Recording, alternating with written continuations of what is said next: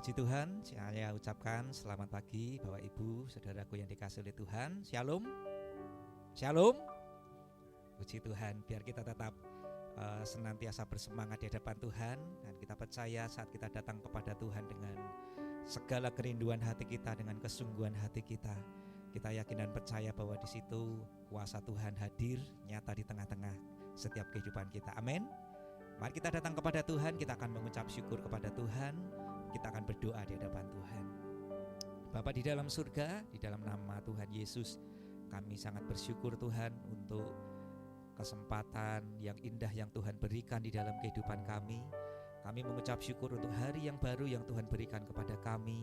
Mengucap syukur untuk kesehatan, kekuatan yang terus Tuhan nyatakan di dalam setiap kehidupan kami. Sehingga kami sadar Tuhan bahwa kami ada sampai hari ini semuanya hanya karena kemurahan Tuhan, semuanya hanya karena anugerah Tuhan, dan kami boleh senantiasa melihat betapa baiknya Engkau Tuhan di dalam setiap kehidupan kami. Pagi hari ini kami mau menaikkan pujian kami sebagai ucapan syukur kami kepadamu ya Tuhan. Terima kasih Bapa, Engkau yang beracara di tengah-tengah kami dari awal sampai dengan akhir ibadah kami pagi ini Tuhan, supaya nama Tuhan dipermuliakan, nama Tuhan ditinggikan. Terima kasih Bapa, di dalam nama Tuhan Yesus kami berdoa dan mengucap syukur. Mari setiap jemaat Tuhan yang percaya kita katakan bersama-sama, amin. Saya undang Bapak Ibu Saudara, mari kita bangkit berdiri bersama-sama di hadapan Tuhan. Kita akan memuji Tuhan, kita akan meninggikan nama Tuhan, kita menyatakan sungguh Dia Allah yang baik. Haleluya. Na na na na na na na na na na na na na na na na na Haleluya, ku memuji-Mu Tuhan, karena kasih-Mu tak berkesudahan. Biar yang bernafas memuji Sang Raja, di atas gunung dan di dalam samudra. Tanganku ku angkat padamu, mensyukuri rahmat yang Kau beri. Kakiku melompat bagimu, sebab rahmat-Mu baru setiap pagi. Bersyukurlah kepada Tuhan, sebab Dia baik, sebab Dia baik. Bahwasanya untuk selamanya kasih setianya, kasih setianya.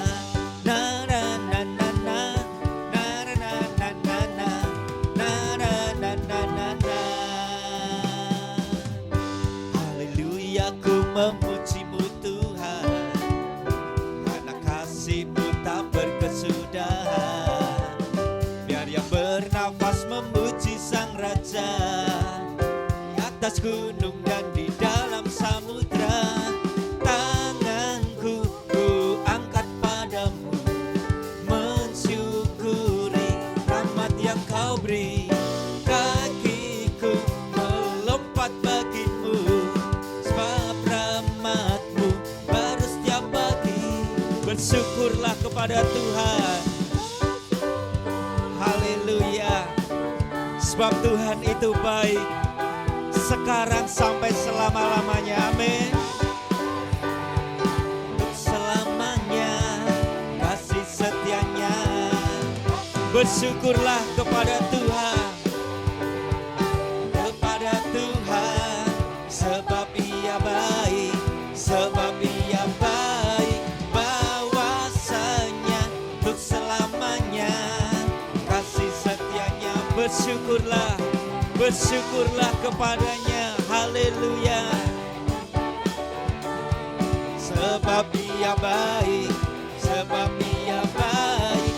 Bahwasanya untuk selamanya kasih setianya, kasih setianya. Bersyukurlah kepada Tuhan, sebab Ia baik, sebab Ia baik. Bahwasanya untuk selamanya Sekali lagi katakan, bersyukurlah kepada Tuhan. Nyatakan segala kebaikannya. Haleluya. Untuk selamanya kasih setianya, kasih setianya. Na na na na na.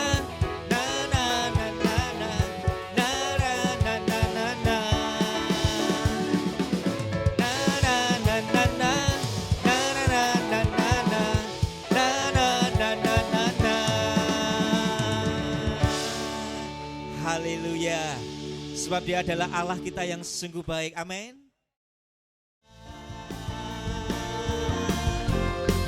Kami mau menyatakan keperkasaan-Mu Tuhan. Engkau tiada bandingannya. Haleluya. Tak terlukiskan perbuatan-Mu, tak terselami pemikiran-Mu. Karena Kau Tuhan di atas segalanya, Maha besar tiada bandingannya. Lebih dahsyat lagi katakan, tak terlukiskan perbuatan-Mu, tak terselami pemikiran-Mu.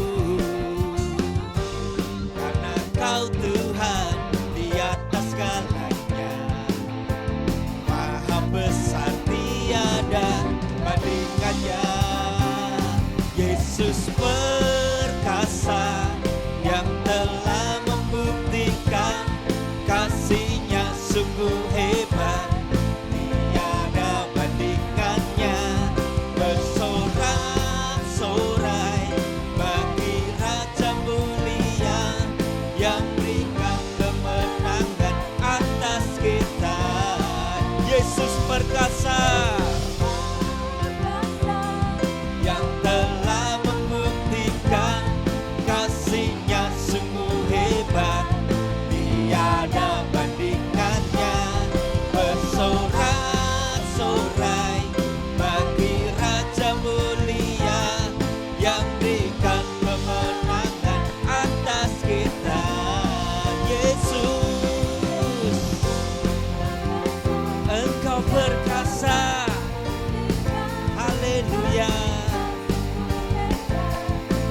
Tiada bandingannya. Bersorak-sorai bagi Raja mulia yang berikan kemenangan atas kita. Sekali lagi nyatakan, Yesus perkasa yang telah membuktikan kasih-Nya sungguh hebat, tiada bandingannya. Bersorak-sorai bagi Raja mulia yang berikan kemenangan atas kita. Haleluya.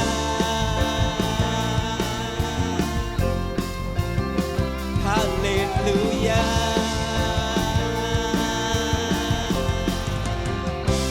Berikan kemuliaan bagi Allah kita.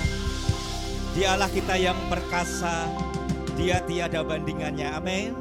Silakan duduk Bapak Ibu yang dikasihi oleh Tuhan. Kita tetap ada di dalam hadirat-Nya, dan biar terus hati kita, mulut kita dengan penuh kepercayaan mengatakan kepada Tuhan, Tuhan, Engkau tiada bandingannya. Selain Engkau tiada yang lain di dalam hidupku Tuhan. Engkau yang terbesar, Engkau yang terdahsyat di dalam setiap kehidupan kami. Terima kasih Tuhan. Selain Kau tiada yang lain, hanya Kau milikku di surga. Sekalipun dagingku lenyap, hatiku lelah tak berdaya. Ku sembah Engkau, Allah yang perkasa. Ku sanjung tinggi namamu di hidupku Tuhan, tiada yang lain. Hanya Kau satu di hatiku.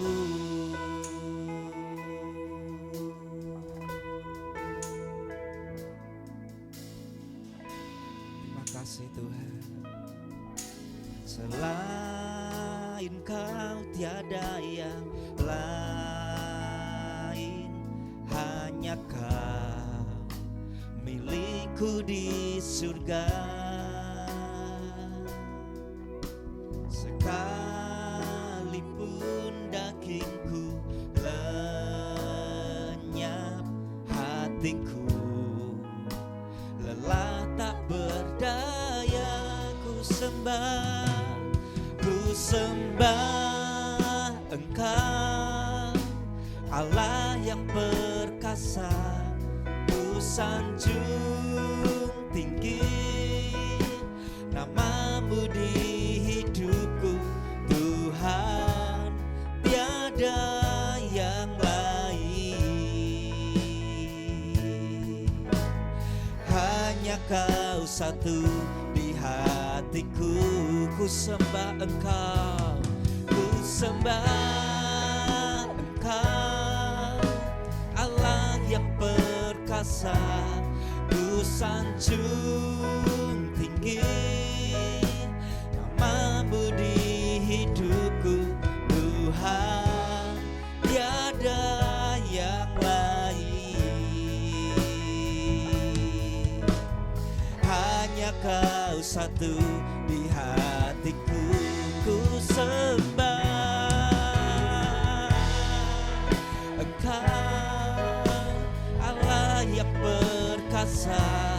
Ku sanjung tinggi namamu di hidupku Tuhan, tiada yang lain.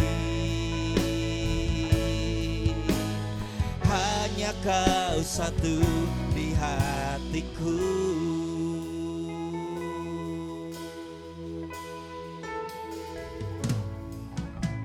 Selain Kau tiada yang lain, hanya Kau milikku di surga.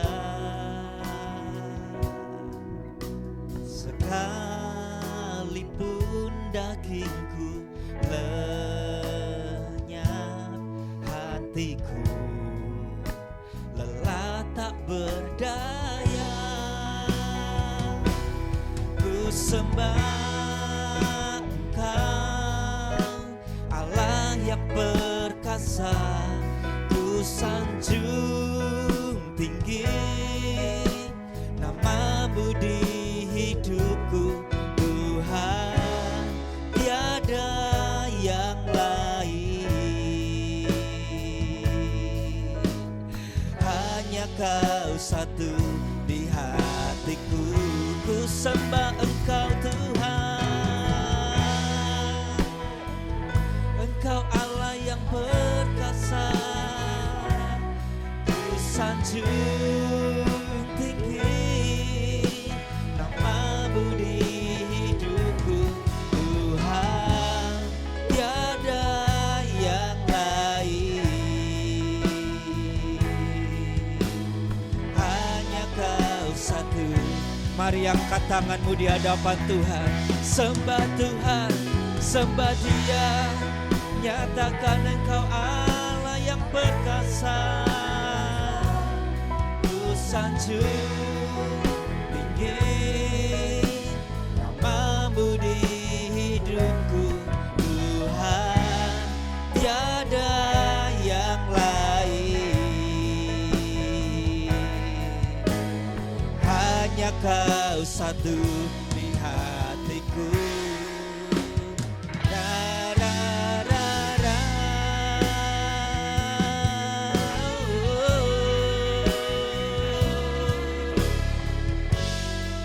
Dengan segenap hati kami menyatakan, Yesus, Engkau yang kami sembah.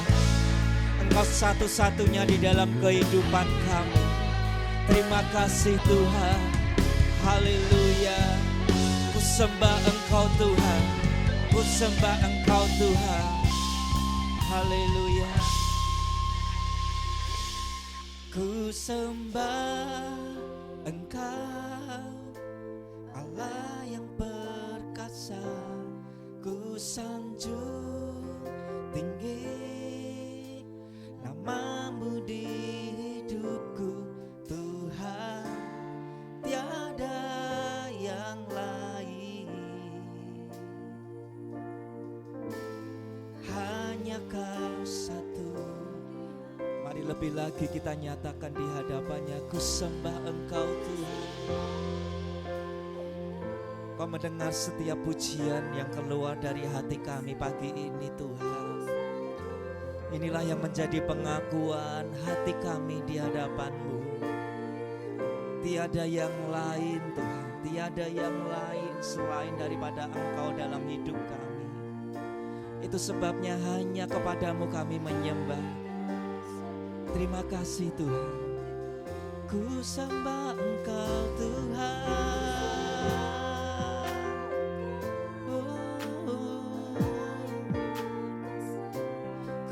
Sanjung tinggi namamu di hidupku, Tuhan, tiada yang lain. Hanya Kau satu di hatiku. Ku sembah Engkau. Mari kita bangkit berdiri bersama-sama di hadapan Tuhan. Angkat tanganmu di hadapannya. Angkat suaramu sungguh-sungguh di hadapan Tuhan. Ku sembah Engkau Tuhan. Oh, satu di hatiku. Ku sembah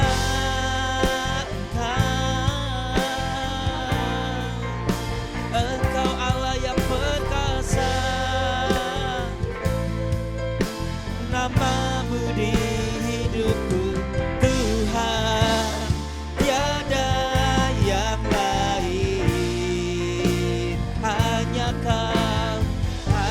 Kau satu di hatiku.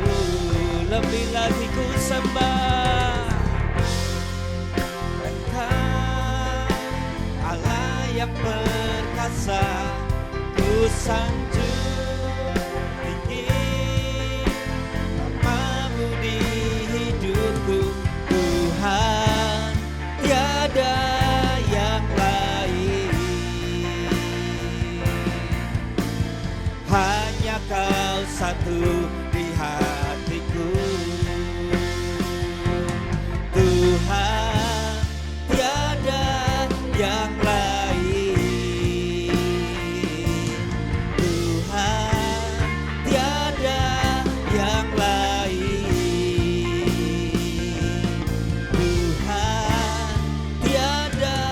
Yang lain. Hanya Kau satu di hatiku.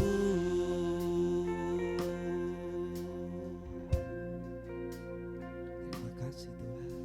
Engkau tahu setiap hati kami pada pagi ini. Engkau melihat setiap kedalaman hati kami saat ini. Begitu dalamnya rasa syukur kami di hadapan-Mu Tuhan, atas perjalanan hidup kami sampai hari ini. Engkau tetap memelihara kami, Engkau tetap melindungi kami, Engkau tetap menjaga kami, Engkau tetap memberikan pertolongan kepada kami. Kami mengucap syukur dan beribu-ribu syukur kami naikkan di hadapan-Mu.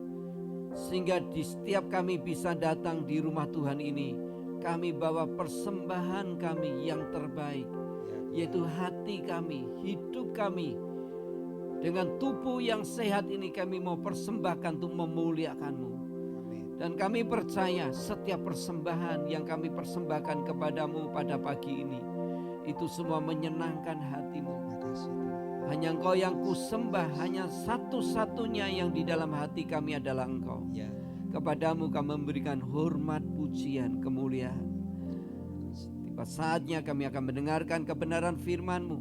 Kami siapkan hati kami, khususnya bejana kami yang kami kosongkan, untuk Engkau isi sepenuhnya. Kau isi sampai melimpah.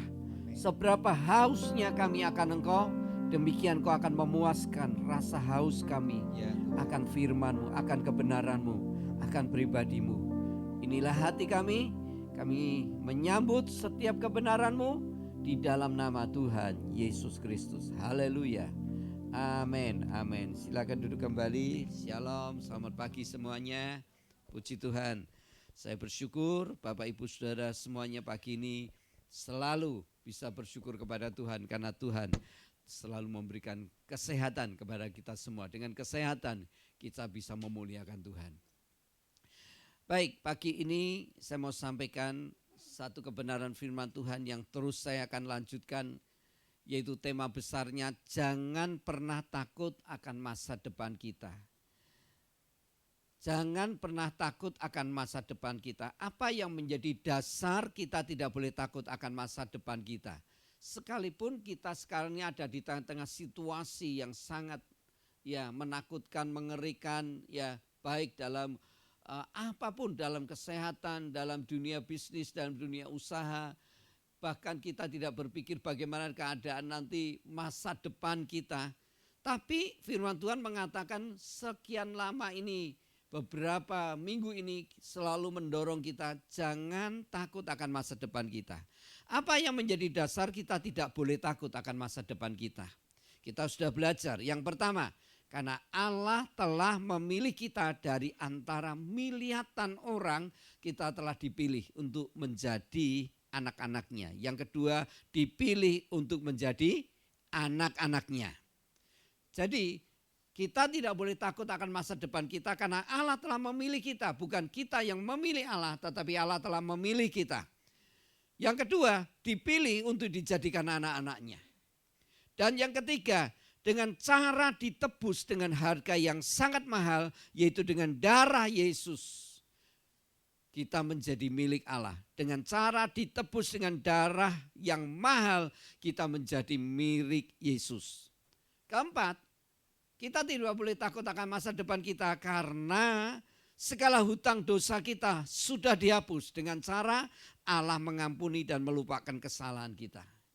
Dan kita tidak boleh takut akan masa depan kita karena sekarang kita hidup di dalam Dia. Dan hari ini kita akan belajar bagian yang ke-6.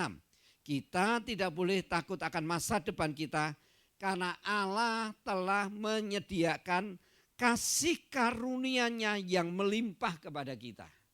Allah telah menyediakan kasih karunia-Nya yang melimpah kepada kita. Setiap kita yang hidup sekarang ini di dalam Kristus harus memahami apa itu kasih karunia. Apa itu kasih karunia? Kasih karunia adalah perkenanan dari Tuhan yang diberikan kepada kita. Perkenanan dari Tuhan yang diberikan kepada kita bukan karena kita layak mendapatkannya. Bukan karena kita telah mengerjakan sesuatu yang baik. Bukan karena kita telah berbuat sesuatu yang baik. Bukan sebuah upah karena kita sudah mengerjakan sesuatu untuk Tuhan. Tetapi kasih karunia itu diberikan oleh Tuhan karena Tuhan mengasihi kita. Karena Tuhan mengasihi kita. Bukan karena kita layak, bukan karena kita telah mengerjakan sesuatu yang baik, bukan karena kita telah berbuat sesuatu yang baik, bukan karena itu sebuah upah apa yang sudah kita kerjakan selama ini, bukan. Tetapi kasih karunia itu diberikan oleh Tuhan kepada kita karena Tuhan mengasihi kita. Jadi kasih karunia itu diberikan bukan karena kita sudah layak menerima, sebab kita telah melakukan atau mengerjakan sesuatu yang baik dan besar di pemandangan Tuhan. Tetapi sekalipun kita tidak melakukan apapun yang baik, bahkan kita sama sekali disebut tidak layak, kasih karunia itu tetap diberikan kepada kita. Karena Tuhan itu mengasihi kita. Nah, itulah kasih karunia. Bagaimana cara bekerjanya kasih karunia Tuhan itu bekerja dalam hidup kita? Bagaimana caranya, cara bekerjanya kasih karunia Tuhan itu sampai bekerja dalam hidup kita? Bagaimana caranya? Yang pertama, saya kembali akan mengajak saudara melihat Yeskiel pasal 16 ayat 1 sampai 14. Yang pertama, saya akan berikan contoh yang pertama. Ayat ini saya ulang lagi. Kenapa? Karena supaya kita memahami apa arti kasih karunia Tuhan itu. Mari kita baca dulu dalam Yeskiel pasal 16. Saya akan mengulang ayat ini kembali. Yeskiel pasal 16. Yeskiel pasal 16. Yeskiel pasal 16 ayat 1 sampai 14. Mari kita akan mengulang lagi. Ulangi ya, Yeskiel pasal 16 mulai ayat 1. Lalu datanglah firman Tuhan kepadaku, hai anak manusia, beritahukanlah kepada Yerusalem perbuatan-perbuatannya yang keji, dan katakanlah begini firman Tuhan Allah kepada Yerusalem, asalmu dan kelahiranmu ialah dari tanah Kanaan. Ayahmu ialah orang Amori dan ibumu orang Heti. Kelahiranmu begini, waktu engkau dilahirkan pusatmu tidak dipotong dan engkau tidak dibasuh dengan air supaya bersih. Juga dengan garam pun engkau tidak digosok atau dibedungi dengan kain lampin. Tidak seorang pun merasa sayang kepadamu sehingga diperbuatnya hal-hal itu kepadamu dari rasa belas kasihan. Malahan engkau dibuang ke ladang oleh karena orang memandang enteng kepadamu pada hari lahirmu. Ayat 6, maka aku lalu dari situ dan kulihat engkau menendang-nendang dengan kakimu sambil berlumuran darah. Dan aku berkata kepadamu, dalam keadaan berlumuran darah itu engkau harus hidup. Dan jadilah besar seperti tumbuh-tumbuhan di ladang. Engkau menjadi besar dan sudah cukup umur, bahkan sudah sampai pada masa mudamu. Maka buah dadamu sudah montok, rambutmu sudah tumbuh, tetapi engkau dalam keadaan telanjang bugil. Maka aku lalu dari situ dan aku melihat engkau. Sungguh engkau sudah sampai pada masa cinta berahi. Aku menghamparkan kainku kepadamu dan menutupi auratmu. Dengan sumpah aku mengadakan perjanjian dengan engkau. Demikian firman Tuhan Allah. Dan dengan itu engkau aku punya. Aku membasuh engkau dengan air untuk membersihkan darahmu daripadamu. Dan aku mengurapi engkau dengan minyak. Ayat 10. Aku mengenakan pakaian berwarna-warna kepadamu. Dan memberikan engkau sandal-sandal dari kulit lumba-lumba. Dan tutup kepala dari lenan halus dan selendang dari sutra. 11. Dan aku menghiasi engkau dengan perhiasan-perhiasan dan mengenakan gelang pada tanganmu dan kalung pada lehermu. 12. Dan aku mengenakan anting-anting pada hidungmu dan anting-anting pada telingamu dan mahkota kemuliaan di atas kepalamu. Ayat 13-14 perhatikan, dengan demikian engkau menghias dirimu dengan emas dan perak, pakaianmu lenan halus sutra dan kain berwarna-warna. Makananmu ialah tepung yang terbaik, madu dan minyak. Engkau sangat cantik sehingga layak menjadi ratu. Dan namamu termasyhur di antara bangsa-bangsa karena kecantikanmu, sebab sangat sempurna adanya.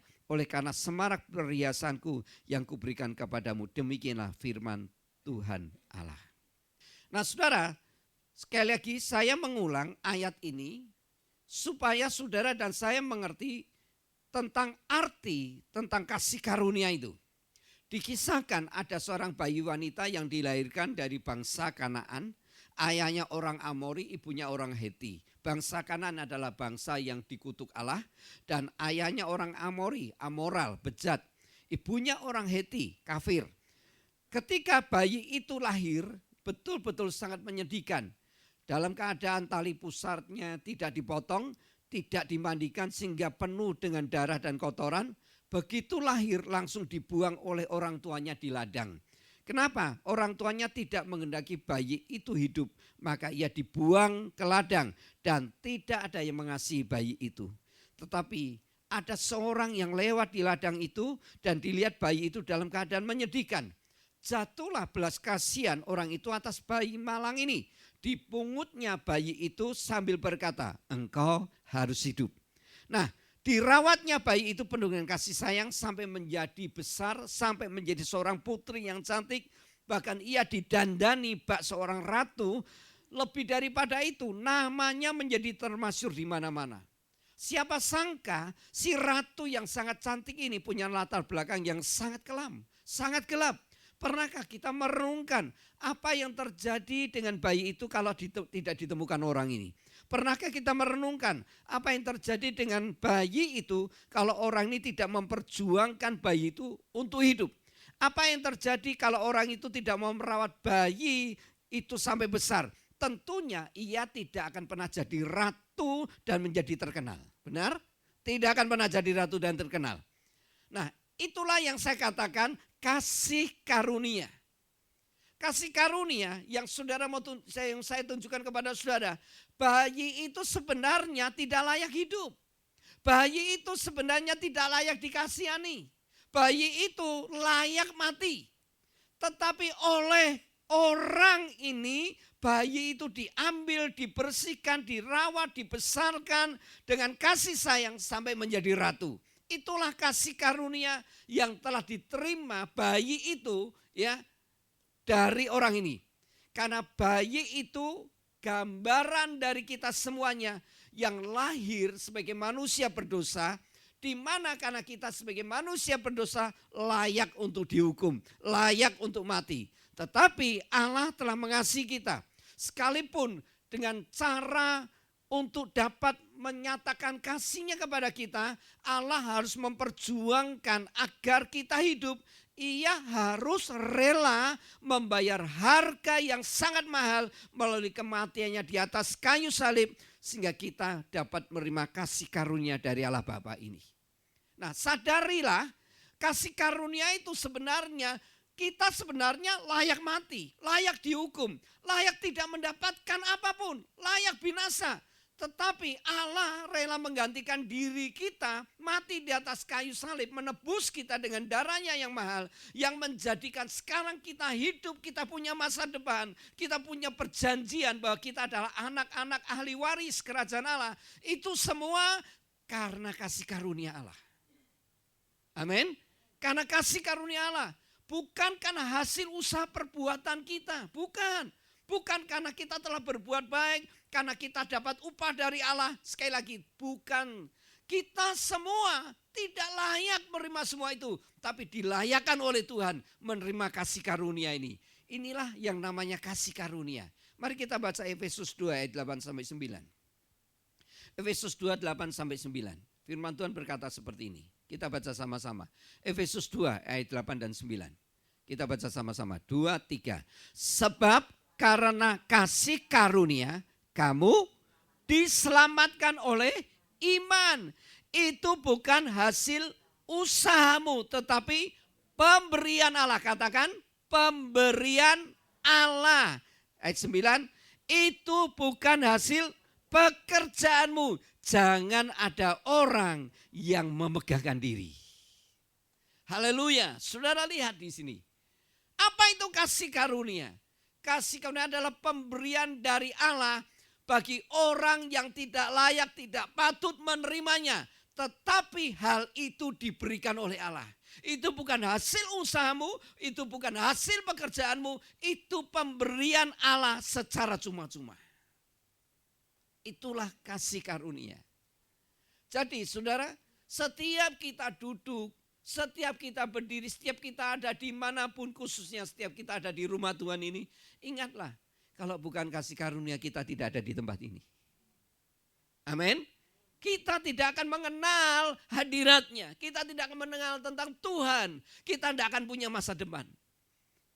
Semua itu kita ada di sini bukan usaha kita, bukan kesalehan kita, bukan kita telah berbuat baik, bukan itu sebagai upah yang layak kita terima, tetapi itu pemberian bagi orang yang tidak layak menerimanya. Itulah kita. Contoh yang kedua, mari saya sudah melihat apa itu kasih karunia. Kita akan melihat Yohanes 8. Yohanes 8, kita akan lihat Yohanes 8. Yohanes pasal 8 mulai ayat 2 kita akan lihat. Mulai ayat 2 kita akan lihat. Yohanes pasal 8. Contoh yang kedua, saya akan tunjukkan kepada saudara apa itu kasih karunia. Pagi-pagi benar ia berada lagi di bait Allah dan seluruh rakyat datang kepadanya. Ia duduk dan mengajar mereka. Maka ahli-ahli Taurat dan orang-orang Farisi membawa kepadanya seorang perempuan yang kedapatan berbuat zina. Mereka menempatkan perempuan itu di tengah-tengah lalu berkata kepada Yesus, Rabi, perempuan ini tertangkap basah ketika ia sedang berbuat zina. Musa dalam hukum Taurat memerintahkan kita untuk melempari perempuan-perempuan yang demikian. Apakah pendapatmu tentang hal itu? Mereka mengatakan hal itu untuk mencobai dia, supaya mereka memperoleh sesuatu untuk menyalahkannya. Tetapi Yesus membungkuk lalu menulis dengan jarinya di tanah. Dan ketika mereka terus-menerus bertanya kepadanya, ia bangkit berdiri dan berkata kepada mereka, barang siapa di antara kamu tidak berdosa, hendaklah ia yang pertama melemparkan batu kepada perempuan itu. Ayat 8, lalu ia membungkuk pula dan menulis di tanah. Tetapi setelah mereka mendengar perkataan itu, pergilah mereka seorang demi seorang.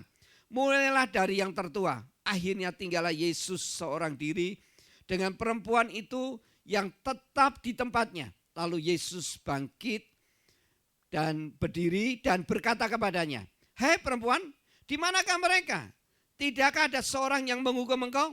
Jawabnya, tidak ada Tuhan. Lalu kata Yesus, aku pun tidak menghukum engkau, pergilah dan jangan berbuat dosa lagi mulai dari sekarang. Saudara, saya mau jelaskan tentang kasih karunia yang kedua ini. Tadi yang pertama saya ambil dari Yeskiel 16 tentang bayi yang malang itu. Sekarang saya akan mengajak saudara melihat suatu kejadian yang luar biasa di mana ada seorang perempuan ketangkap basah sedang berbuat zina. Yang nangkap siapa? Yang nangkap bukan sembarang orang, yaitu para ahli Taurat. Mungkin kerjaannya ahli Taurat ini ngincengi ya, ngintipi ya, kerjaannya begini ya, cari kesalahan orang ya. Jadi kerjaannya apa kerjaannya ya, bisa nangkep basah perempuan yang berzina.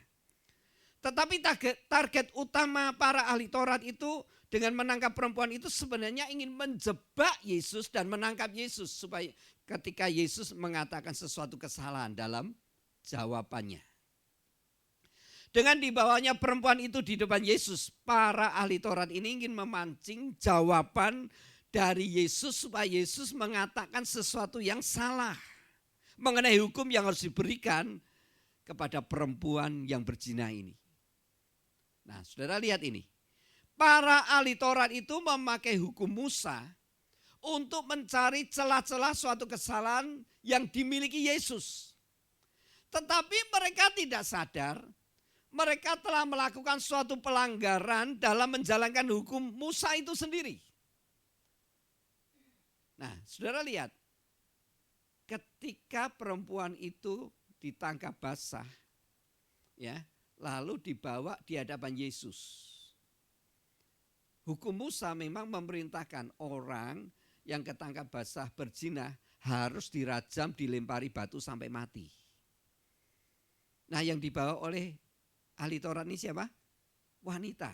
Betul ya, wanita. Padahal dalam Ulangan 22, ayat 22 coba kita lihat. Ulangan 22 ayat 22, kita lihat. Ini hukum Musa tertulis seperti ini, Ulangan 22 ayat 22. Apabila seorang kedapatan tidur dengan seorang perempuan yang bersuami, maka haruslah keduanya dibunuh mati. Laki-laki yang telah tidur dengan perempuan itu dan perempuan itu juga, demikian harus kau hapuskan yang jahat itu di antara orang Israel. Nah, saudara lihat di sini. Kalau kedapatan berzina, kedua-duanya harus dihukum mati. Baik yang laki-laki maupun yang wanita. Tapi dalam perkara ini para ahli Taurat itu tidak menghadapkan si laki-laki di depan Yesus. Namun hanya perempuan saja. Bukankah dia juga melanggar tentang hukum Taurat? Harusnya dua-duanya dihukum mati. Kenapa hanya wanita saja yang diperhadapkan Yesus? Mana laki-lakinya? Dalam perkara ini saudara bisa lihat, ahli Taurat ini tidak menghadapkan si laki-laki di depan Yesus, namun hanya perempuan saja. Jadi para ahli Taurat ini memakai hukum Musa hanya untuk kepentingan keuntungan diri mereka. Bukan sungguh-sungguh mencintai dan melakukan hukum Musa. Saudara, memang wanita ini layak untuk dihukum seperti hukum Musa. Dan Yesus pun tidak menghalangi atas pelanggaran yang dilakukan wanita ini. Sesuai dengan hukum Musa, sesuai dengan hukum Taurat, Yesus pun datang bukan untuk meniadakan hukum Taurat, tapi menggenapkan hukum Taurat. Nah, kita akan lihat apa jawaban Yesus terhadap para ahli Taurat itu. Ahli Taurat itu memaksa Yesus untuk menjawab. Perempuan ini tertangkap basah dan sebagai hukum Musa, orang ini harus dirajam sampai mati. Apa pendapatmu, Rabi? Apa kata Yesus kepada para ahli Taurat itu? Dia berkata seperti ini. Barang siapa di antara kamu tidak berdosa, hendaklah ia yang pertama melemparkan batu kepada perempuan itu. Nah saudara, lihat saya, perhatikan saya. Sepertinya kata-kata Yesus seperti ini. Kayak kalau saya terjemahkan dalam bahasa yang sederhana. Silakan lakukan apa yang menjadi perintah hukum Taurat. Lempari saja wanita itu dengan batu. Lempari saja. Itu hukum Taurat. Dan itu bisa dimulai dari antara kamu yang paling merasa benar dan paling tidak ada dosa. Silakan melempar pertama kali batu kepada wanita itu. Apa yang terjadi saudara? Sementara dia mendengar, orang-orang ahli Taurat ini mendengar perkataan Yesus ini. Orang-orang itu dari mulai yang tua, para ahli Taurat itu yang sudah memegang batu semuanya. Ya, ditunggu, wanita ini menunggu. Siapa yang akan melempar dulu dia dengan batu? Kan Yesus ngomong. Silakan siapapun yang merasa paling tidak berdosa, lempar pertama kali wanita itu dengan batu. Nah saudara, wanita ini pun tahu dia itu bersalah. Dia ketangkap basah berzina. Wanita ini tahu apa yang telah dia lakukan adalah dosa. Dan menurut hukum Musa, wanita ini pun tahu akibat kesalahannya dia akan dirajam dengan batu sampai mati. Saudara bisa lihat, bayangkan suasana waktu itu. Sementara wanita itu menunggu, pasti akan ada yang mulai melempar batu ke arah dia. Sementara ia menunggu, justru yang dilihat wanita ini satu persatu dari mulai yang tua, orang-orang itu meninggalkan tempat itu tanpa ada satupun yang berani melemparkan batu ke arah wanita ini. Sementara wanita ini melihat satu persatu orang-orang itu meninggalkan dia tanpa ada satupun yang melemparkan batu ke arah wanita ini. Sampai hanya tersisa wanita ini dengan Yesus. Dan dengarkan ini. Kalau disebut orang yang tidak pernah berdosa, yang layak melempar batu ke arah wanita itu, saya katakan, saya kira hanya Yesus. Karena Yesus datang ke dunia tanpa membawa dosa. Sehingga kalau layak, ya disebut layak melempar wanita itu hanya Yesus. Karena Yesus memang tidak ada dosa dalam hidupnya. Tetapi apa kata Yesus kepada wanita itu? Mari kita ulang, Yohanes 8 ayat 10 sampai 11. Mari kita ulang. Yohanes 8 ayat 10 sampai 11. Apa kata Yesus kepada wanita itu? Ayat 10. Lalu Yesus bangkit berdiri dan berkata kepadanya, "Hai perempuan, di manakah mereka? Tidak adakah seorang yang menghukum engkau?" Jawabnya, "Tidak ada Tuhan." Lalu kata Yesus, "Aku pun tidak menghukum engkau. Pergilah dan jangan berbuat dosa lagi mulai dari sekarang." Lihat perkataan Yesus. Tidak adakah seorang yang menghukum engkau? Tidak ada, jawab wanita pezina itu. Lalu Yesus berkata, aku pun tidak menghukum engkau. Pergilah dan jangan berbuat dosa lagi mulai dari sekarang. Dengarkan saya.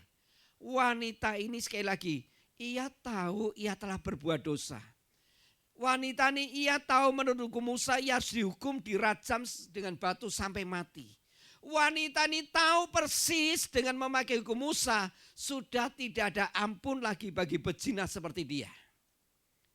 Tetapi betapa kagetnya ketika ia melihat orang-orang itu justru meninggalkan dia tanpa ada satupun yang melempar batu kepada dia.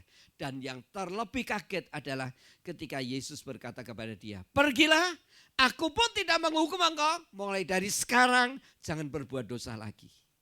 Saudara, saya mau katakan, wanita ini mendapat kasih karunia. Anda jelas di sini? Wanita ini mendapat kasih karunia. Kenapa? Harusnya dia dihukum mati. Harusnya dia dirajam. Dia tahu salah, dia tahu berdosa. Dia tahu hukum Musa tidak pernah bisa melepaskan hukuman untuk dia dirajam dengan batu sampai mati. Tetapi saudara, wanita ini begitu kaget ketika semua orang meninggalkan dia. Dan Yesus berkata, aku tidak akan menghukum engkau. Pergilah sekarang. Jangan berbuat dosa lagi. Ini yang disebut kasih karunia. Bagaimana dengan reaksi orang-orang yang sebagai penonton ketika melihat peristiwa itu terjadi? Anda bisa bayangkan tidak reaksi mereka. Biasanya kalau ada sebuah peristiwa, ya, ada pelaku, ada korban, ada yang nonton. Yang nonton itu jauh lebih banyak, betul? Nah, saudara bisa bayangkan reaksi orang-orang yang menonton itu sebuah peristiwa yang langka, ya kan, tidak sering terjadi, tapi peristiwa itu sangat luar biasa karena sekarang dipertontonkan ada seorang wanita berzina akan dilempari batu sampai mati. Tentunya bagi orang-orang yang menonton peristiwa itu 99% sangat kecewa. Karena menurut mereka seorang berzina seperti wanita itu menurut hukum Musa pasti dihukum mati, 100% pasti dihukum mati dengan cara dilempari batu.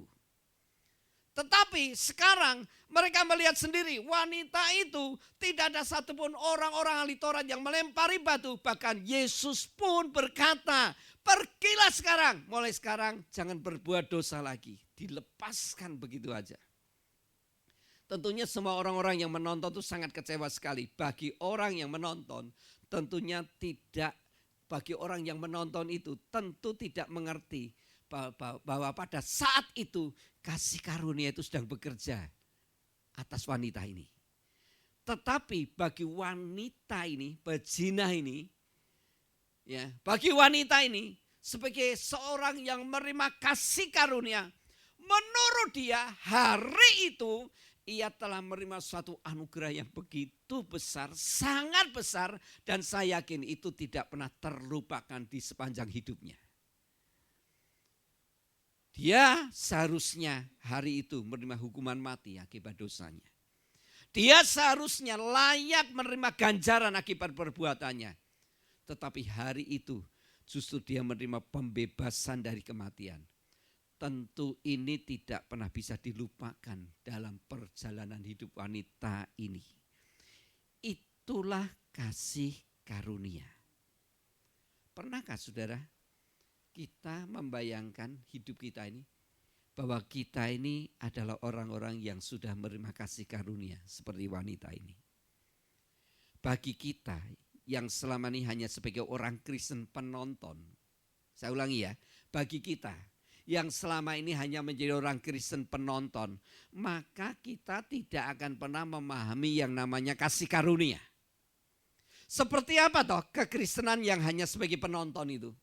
Seperti apa? Ciri-cirinya seperti apa? Kekristenan yang hanya sebagai penonton itu adalah seorang yang tidak pernah peduli dengan kehidupan kerohaniannya.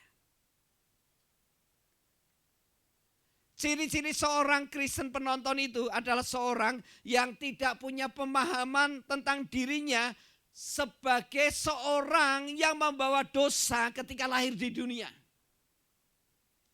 Ciri-ciri seorang Kristen penonton itu adalah orang yang percaya diri sendiri daripada percayakan pemeliharaan Tuhan. Seorang Kristen penonton itu adalah seorang yang lebih percaya kepada orang-orang yang dianggap sukses berhasil di dunia ini. Sekalipun orang-orang yang dianggap sukses itu di luar Tuhan, daripada percaya kepada Tuhan yang tidak tampak secara lahiriah. Dia lebih percaya pada orang-orang yang sukses berhasil dan dia lebih kagum dengan mereka daripada Tuhan. Seorang yang disebut Kristen penonton ini, yaitu adalah seorang yang mau datang ke gereja kalau hanya sekedar pas nganggur, ada waktu longgar. Baginya perkara-perkara rohani itu jauh lebih rendah dari perkara-perkara jasmani. Dengari, ini ciri-ciri kekristenan penonton. Sehingga orang seperti ini tidak pernah memahami yang namanya kasih karunia. Tapi bagi orang Kristen yang sungguh-sungguh menyadari siapakah dia, kalau sampai Tuhan tidak mengambil, memilih, memungut dia, orang-orang seperti ini sangat memahami yang namanya kasih karunia. Nah, orang-orang yang memahami kasih karunia adalah orang-orang yang sangat peduli dan mengutamakan kehidupan rohaninya. Dia tahu kalau Tuhan tidak memanggil dia, dia akan mati. Dia pasti mati. Dia tahu kalau Tuhan tidak datang dalam hidupnya, mungkin dia sudah di lembah gelap. Dia tahu kalau Tuhan tidak menangkapnya, dia sudah dikafani mungkin. Overdosis. Dia tahu kalau Tuhan tidak memanggilnya, dia sudah bangkrut, mungkin masuk penjara, hancur masa depannya. Orang yang tahu kasih karunia adalah orang yang tahu kalau Tuhan tidak menyelamatkan dia, rumah tangganya sudah hancur. Orang yang tahu kasih karunia adalah orang yang punya kesempatan, selalu punya kesempatan untuk datang kepada Tuhan. Dia selalu akan utamakan hal itu. Dia sadar membangun kehidupan rohaninya itu jauh lebih penting daripada perkara-perkara jasmani. Itu orang yang memahami tentang kasih karunia. Kenapa orang ini dapat memahami? Sangat memahami tentang kasih karunia. Mari kita lihat ayat yang terakhir, Roma pasal 3, ayat 23 sampai 24. Roma pasal 3, ayat 23-24. Kenapa orang ini sangat dapat menghargai dan memahami arti kasih karunia itu? Yaitu pemberian Tuhan yang diberikan kepada orang yang tidak layak, tidak patut menerimanya.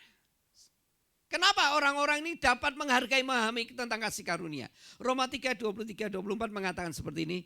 Karena semua orang telah berbuat dosa dan telah kehilangan kemuliaan Allah. Ayat 24.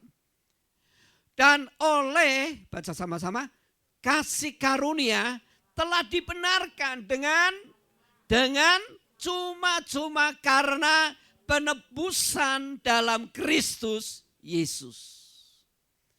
Saudara lihat ini. Orang-orang ini dapat menghargai dan memahami tentang kasih karunia. Kenapa? Karena yang pertama, ia menyadari tidak ada seorang pun yang tidak berdosa di hadapan Allah. Termasuk dia. Yang kedua, semua orang di dunia ini telah kehilangan kemuliaan Allah. Dan yang ketiga, kalau tidak melewati kasih karunia, orang ini tidak pernah dibenarkan. Tetapi melalui kasih karunia telah dibenarkan secara cuma-cuma melalui penebusan Yesus Kristus di atas kayu salib. Seorang yang menyadari telah menerima kasih karunia adalah orang itu tahu hidupnya ada dosa yang tidak pernah terampuni. Orang itu tahu akibat dosa ia pasti akan dihukum. Dan ia tahu bahwa tidak akan pernah ia bisa melepaskan diri dari hukuman mati kebinasaan itu. Tetapi Yesus telah datang ke dunia menggantikan dia mati di atas kayu salib. Sehingga kalau dirinya sekarang sudah dibebaskan dari hukuman itu, itu bukan usahanya, itu bukan pekerjaan yang dia telah lakukan, tetapi itu pemberian Tuhan secara cuma-cuma diberikan oleh Yesus dalam hidupnya. Apakah setiap kita telah menerima kasih karunia dari Allah itu? Apakah kita semua telah menerima kasih karunia dari Allah itu? Nah, jangan jadi Kristen penonton. Tetapi biarlah kita benar-benar orang-orang yang menghargai kasih karunia itu. Saya ulangi ya, apa kasih karunia itu? Yang pertama, kasih karunia adalah suatu pemberian yang sangat dibutuhkan oleh semua orang. Kenapa pemberian itu sangat dibutuhkan oleh semua orang? Karena di dalam kasih karunia itu ada keselamatan dari Bapa di surga kepada manusia berdosa melalui karya penyaliban Yesus. Yang kedua, apa itu kasih karunia? Kasih karunia adalah suatu pemberian dari pihak yang derajatnya lebih tinggi diberikan kepada pihak yang derajatnya jauh lebih rendah. Apa itu kasih karunia? Yang ketiga, kasih karunia yang ketiga, pemberian dari Tuhan yang diberikan kepada seseorang tanpa memandang layak atau tidak orang itu menerima pemberian Tuhan itu. Pemberian dari Tuhan kepada seseorang tanpa memandang layak atau tidak orang itu menerima pemberian tersebut. Itu kasih karunia. Dan yang terakhir, apa itu kasih karunia? Kasih karunia adalah pemberian dari Tuhan untuk seseorang tanpa harus membayar atau melakukan syarat tertentu. Sebab apa yang diberikan Tuhan itu cuma gratis. Tapi jangan pikir gratis ini murahan. Ya, cuma gratis, tapi Tuhan memberikan itu dengan harga yang begitu mahal. Dia harus bayar begitu mahal, yaitu dia rela mati di atas kayu salib. Dengan darahnya yang mahal kita ditebus, saudara, supaya kita dapat kasih karunia itu. Nah, saudara-saudara, inilah kasih karunia. Saya ingin mengajak saudara satu ayat lagi, ya, membaca dalam Efesus pasal 2. Sebagai penutup khotbah saya pada pagi ini tentang kasih karunia itu luar biasa bagi kita semuanya. Efesus pasal 2 ayat 3 sampai 9. Efesus pasal 2 ayat 3 sampai 9. Baik, saya akan baca, saudara perhatikan baik-baik. Sebenarnya dahulu kami semua juga terhitung di antara mereka. Ketika kami hidup dalam hawa nafsu daging dan menuruti daging dan pikiran kami yang jahat, pada dasarnya kami adalah orang-orang yang harus dimurkai sama seperti mereka yang lain. 4. Tetapi Allah yang kaya dengan rahmat, oleh karena kasih-Nya yang besar yang dilimpahkannya kepada kita, telah menghidupkan kita bersama-sama dengan Kristus, sekalipun kita telah mati oleh kesalahan-kesalahan kita. Oleh kasih karunia kamu diselamatkan. Dan di dalam Kristus Yesus Ia telah membangkitkan kita juga dan memberikan tempat bersama-sama Dia di surga. Supaya pada masa yang akan datang Ia menunjukkan kepada kita kekayaan kasih karunia-Nya yang melimpah-limpah sesuai dengan kebaikan-Nya terhadap kita dalam Kristus Yesus. Sebab karena kasih karunia kamu diselamatkan oleh iman. Itu bukan hasil usahamu tapi pemberian Allah. Itu bukan hasil pekerjaanmu. Jangan ada orang yang memegahkan diri. Efesus pasal 2 ayat 3 sampai 9 ini ditulis oleh seorang rasul yang namanya Paulus. Dan Rasul Paulus mengungkapkan semua itu dengan jujur. Bahwa sesungguhnya dia ini termasuk orang-orang yang layak dimurkai. Tetapi oleh karena kasih karunia dia diselamatkan. Bahkan sekarang dia mengalami kelimpahan daripada kasih karunia-Nya. Nah saudara, nasihat ini datang kepada kita hari ini. Kita tahu hidup kita kalau bukan kasih karunia. Ya sekali lagi, kita adalah orang-orang yang tidak layak, tidak patut datang di hadirat Allah. Kita adalah orang-orang yang sudah terputus dengan jurang yang begitu dalam. Kita adalah orang-orang yang pasti akan dihukum, pasti binasa. Tapi sekali lagi, kalau sampai hari ini kita mendapatkan sebuah anugerah yang besar seperti wanita berzina ini. Sekali lagi, seperti wanita berzina ini. harusnya kita dihukum, harusnya kita mati, harusnya kita tidak punya masa depan. Harusnya kutuk-kutuk di sekitar kita itu terus akan bekerja dalam hidup kita, keluarga kita, keturunan kita. Harusnya hidup kita penuh dengan kutuk. Tetapi kalau sampai hari ini hidup kita penuh dengan anugerah dan kutuk itu tidak berlaku dalam hidup kita. Karena kasih karunia Allah telah datang dalam hidup kita. Amin.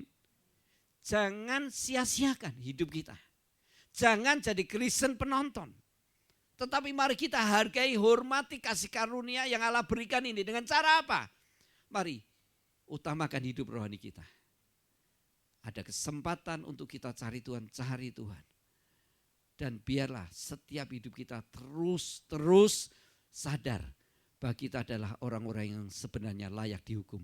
Tapi kalau kita dibebaskan, itu semua karena kita bukan usaha kita, bukan pekerjaan kita, bukan upah kita, tapi karena pemberian cuma-cuma yang diberikan oleh Allah dalam hidup kita. Ingatlah perkara ini, sehingga setiap kita akan dilimpahi dari kasih karunia kepada kasih karunia berikutnya. Tuhan menyediakan kekayaan kasih karunia yang begitu limpah, sampai semua apa yang Tuhan janjikan akan digenapi dalam hidup kita. Amin. Tuhan memberkati.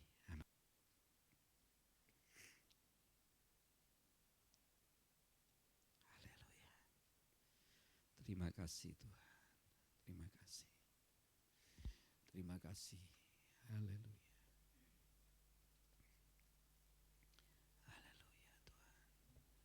Mari renungkan baik-baik setiap kita. Apakah benar kita sesungguhnya si bayi malang itu yang lahir di dunia penuh dengan kekotoran, penuh dengan darah, tidak dibersihkan, bahkan dibuang di ladang. Kita dianggap enteng kelahiran kita.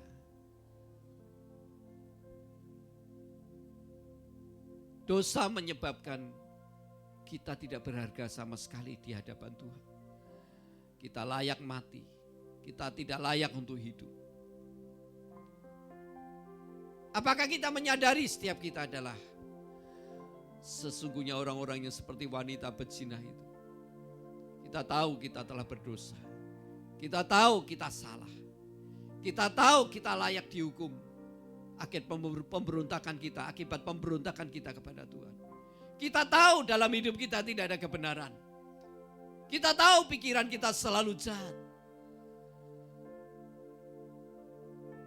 Kita tahu kita tidak layak di hadapan Tuhan. Tetapi justru Tuhan datang kepada kita. Datang kepada orang-orang yang disebut tidak layak itu. Diberikan dengan cuma-cuma hidupnya. Melalui kematiannya di atas kayu salib menggantikan kita. Dia rela menggantikan kita agar dengan satu tujuan kita hidup. Kita diselamatkan. Itulah kasih karunia. Bukan usaha kita. Bukan kesalehan kita. Bukan perbuatan baik kita telah menolong. Bukan. Semua itu pemberian Tuhan secara cuma-cuma. Mari hargai saudara anugerah ini. Hargai anugerah daripada Tuhan yang telah dilepaskan dalam hidup kita. Sebab tidak ada satupun hukum yang bisa membebaskan kita dari hukuman mati, dari kebinasaan, dari kutuk. Tetapi kalau kita sekarang punya harapan, masa depan, perlindungan, penyertaan daripada Tuhan, pertolongan dari Tuhan. Karena yang bekerja semua di atas kita itu karena kasih karunia.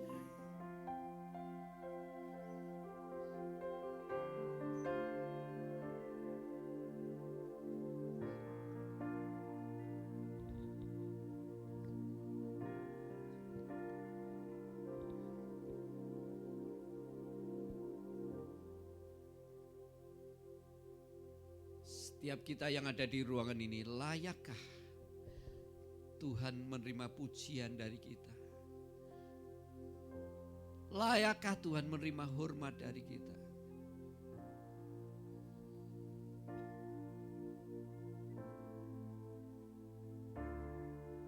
Layakkah Tuhan menerima kemuliaan, sanjungan dari kita?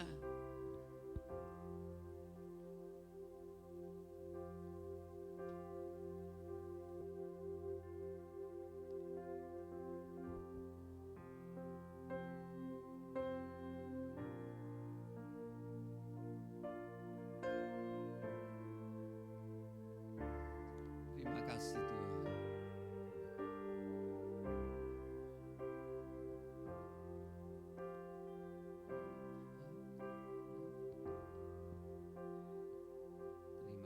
Tuhan, kiranya anugerah Tuhan hari ini melimpah atas kita semua.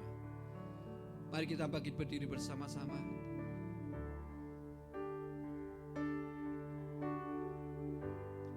Bersyukurlah di hadapannya. Katakan, sebab kau layak terima pujian. Kau layak terima pujian. Katakan dalam hatimu. Katakan dalam hatimu.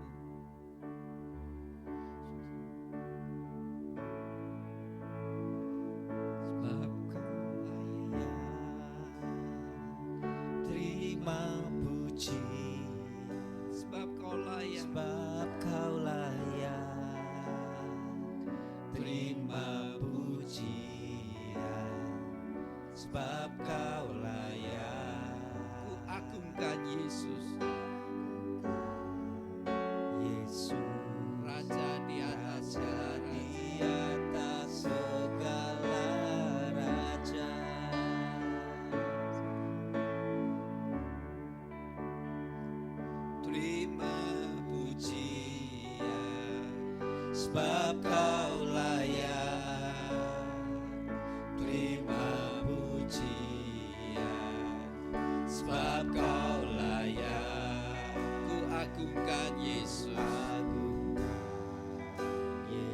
Raja di atas segala raja. Mari puji Dia, mari puji Dia. Sebab kau layak terima pujian, Amin. sebab kau layak Terima pujian, sebab kau layak. ku agungkan Yesus, Raja di atas segala Raja di raja. atas segala Sanjung Dia, sanjung Dia. kau layak. Kalau setiap kita Pujian, sudah menikmati sebab kau layak. semua kasih karunia yang Tuhan berikan dalam hidup kita, Pujian, mari berikan pujian ini kepada Dia. agungkan Yesus. Amin. Lebih lagi, Jadi lebih lagi, persembahkan dengan segenap hati. sebab kau layak terima pujian, Sebab kau layak terima pujian, sebab kau layak. Ku agungkan Yesus, Raja di atas segala. Sekali lagi, sebab kau layak. Sebab kau layak Amin Tuhan. terima pujian, Semuanya karena kasih karunia. Semuanya kami terima dengan cuma-cuma. Bukan hasil usaha, bukan karena pekerjaan kami, bukan karena upah yang layak kami terima, tapi semua itu pemberian dari Allah kepada orang-orang yang tidak layak seperti kami. Sebab kau layak, sebab kau layak terima pujian, sebab kau layak terima pujian, sebab kau layak. Agungkan Yesus, Raja di atas segala.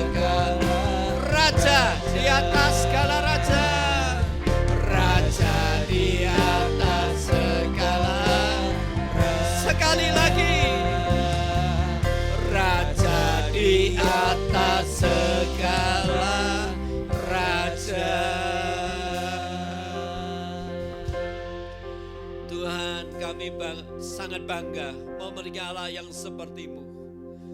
Kami bersyukur dengan pelajaran kebenaran tentang kasih karunia ini.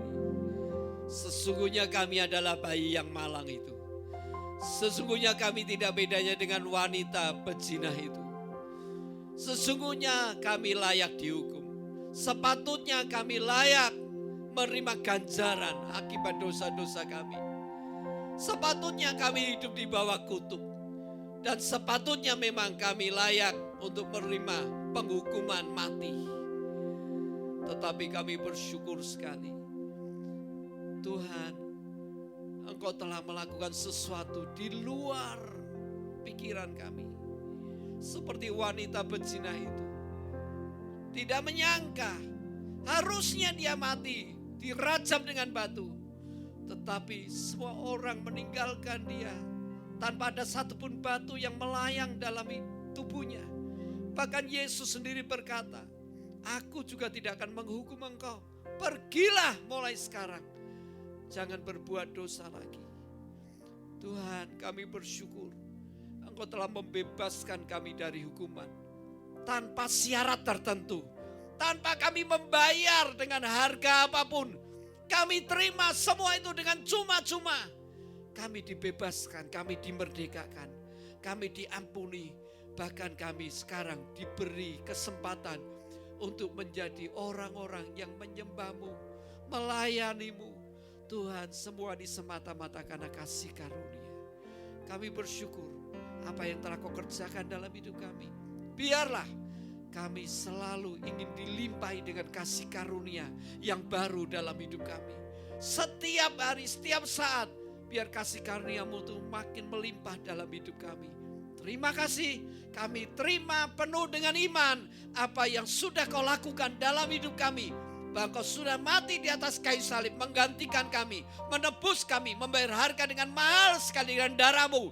Sehingga setiap kami yang tidak layak, tidak patut menerimanya, dilayakkan untuk menerima semua berkat anugerah keselamatan, pertolongan, penyertaan Tuhan. Dan inilah yang menjadi bagian hidup kami, hari-hari yang kami lewati, hari-hari yang penuh dengan anugerah yang daripada-Mu. Kami percaya setiap kami adalah orang-orang yang sudah menerima kasih karunia itu. Dan kami menghormati apa yang telah Kau berikan dalam hidup kami ini. Sepanjang kami hidup, kami terus akan membesarkan, memuliakan-Mu. Karena dengan apa dapat ku balas, dengan apa dapat kami balas semuanya ini. Karena kami tidak pernah bisa membahas kasih-Mu yang begitu besar dalam hidup kami. Kami ingin belajar menyenangkan-Mu dengan hidup ini. Terima kasih Tuhan. Di dalam nama Yesus kami sudah berdoa dan mengucap syukur. Haleluya. Amin. Silakan duduk kembali. Bapak Ibu Saudara sekalian, sebelum kita mengakhiri ibadah kita, saya umumkan yang pertama, pasangan Rudy dan Mei sudah melahirkan seorang anak laki-laki dengan sehat, dan puji Tuhan satu anugerah yang diberikan pasangan ini sekarang punya buah hati.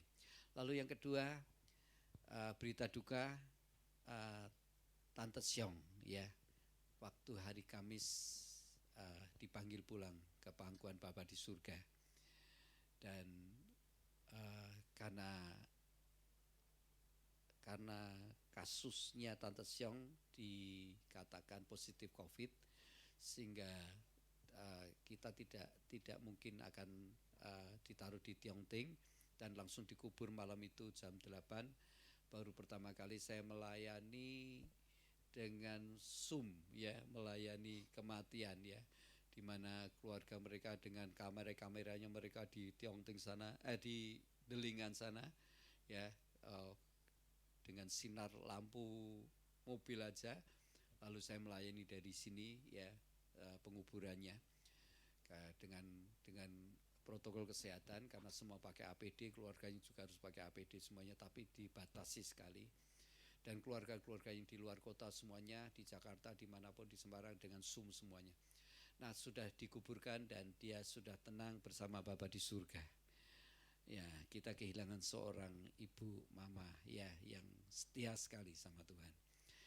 Dan yang ketiga, saudara perhatikan situasi kondisi Solo ini begitu sangat tinggi peningkatan tentang COVID ini. Jadi saya berpikir ya situasi ini untuk mengambil keputusan lebih baik kita akan mengadakan ibadah online lagi dulu sampai batas yang belum saya tentukan ya. Belum saya tentukan, kita akan adakan ibadah online lagi dulu sampai batas yang belum saya tentukan karena kita akan melihat situasi nanti. Dan tujuannya adalah supaya kita semua menjaga kesehatan kita satu yang lain. Dan ini mungkin bagi saya, bagi saudara berat ya, tidak ketemu lagi ya. Tapi percayalah ya, kita akan bisa ibadah offline seperti ini lagi. Tapi untuk sementara waktu dengan kondisi seperti ini kita akan adakan ibadah online lagi dulu. Tetapi secara khusus ibadah Natal kita besok minggu depan ini ya, minggu depan ini jam 5 sore tetap akan diadakan. Tetap akan diadakan.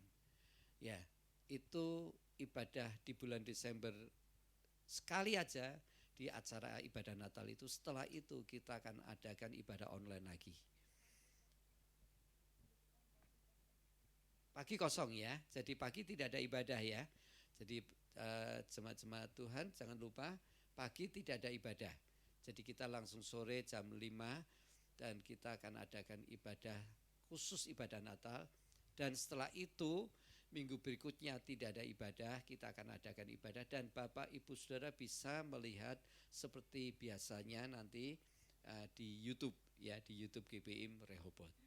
Ya, kita bisa ikuti ibadah itu di YouTube. Nanti saya berharap dalam minggu ini saya akan berunding dengan semua anak-anak supaya kita bisa adakan ibadah dan bisa langsung live dan bisa seperti ini, tapi sudah bisa merasakan suasana juga ibadah seperti ini ya di rumah. Tapi nah itu aja yang saya sampaikan. Saya tetap mendorong saudara ya, jaga kesehatan saudara. Kalau kondisi saudara tidak fit, jangan keluar rumah. Jangan keluar rumah.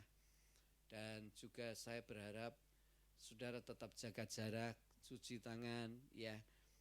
Tidak ikut, kalau saudara sudah saya katakan tidak ada ibadah, jangan saudara pergi ke mana-mana yang sifatnya berkerumun banyak orang. Ya, lebih baik sekali lagi ikuti aturan protokol kesehatan ini. Supaya apa? Supaya kita semua sehat, keluarga kita sehat, dan semua orang di sekitar kita juga sehat. Amin. Amin. Ya, sekali lagi ya, saya himbau jaga kesehatan saudara semuanya.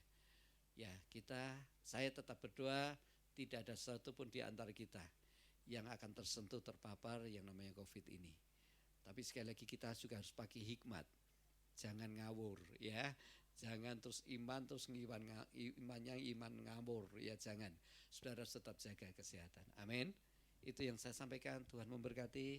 Mari kita berdiri bersama-sama. Kita akan akhiri tutup dalam doa.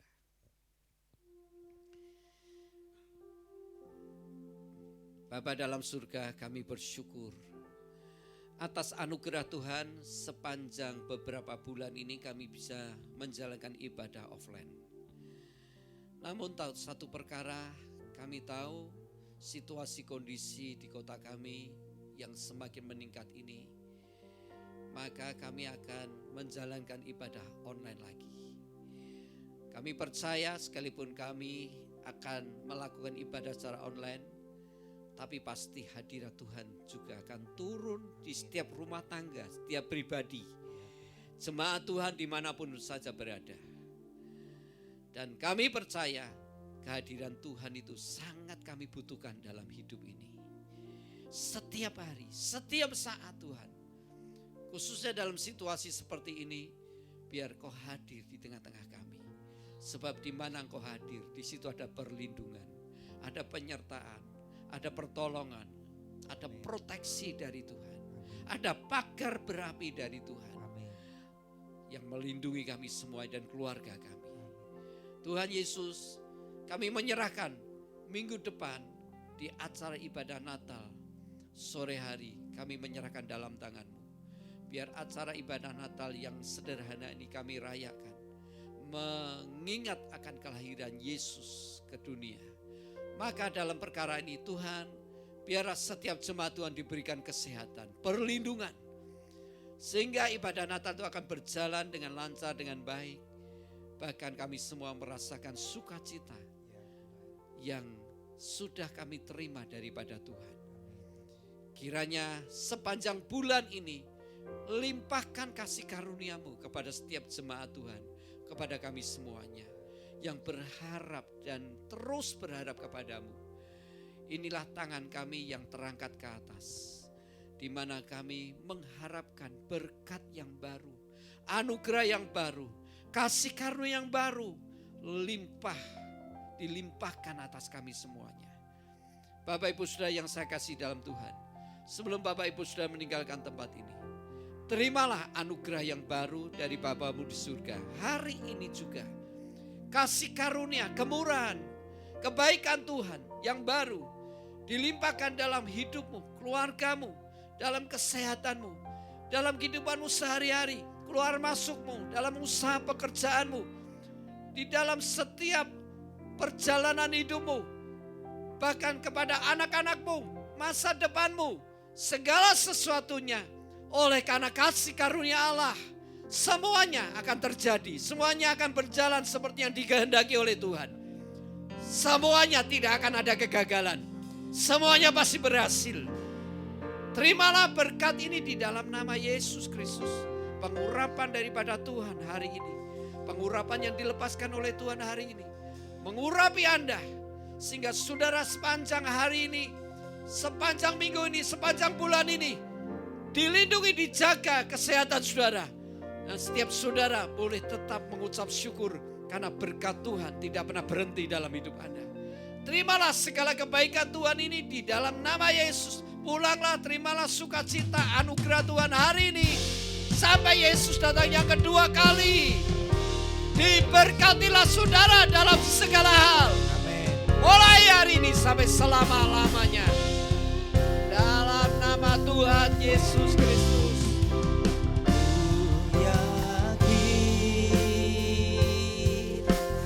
Memberkati aku berlimpah-limpah dan memperluas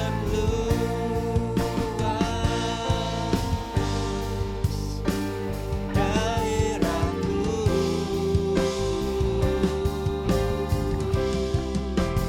dan ku yakin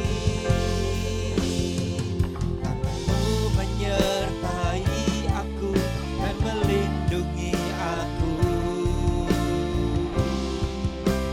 daripada malapetaka, sehingga kesakitan tidak menimpa aku.